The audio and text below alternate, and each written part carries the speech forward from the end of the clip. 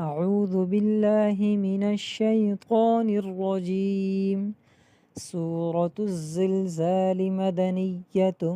بسم الله الرحمن الرحيم. إذا زلزلت الأرض زلزالها وأخرجت الأرض أثقالها وقال الإنسان ما لها يومئذ تحدث أخبارها بأن ربك أوحى لها يومئذ يصدر الناس أشتاتا ليروا أعمالهم فمن يعمل مثقال ذرة خيرا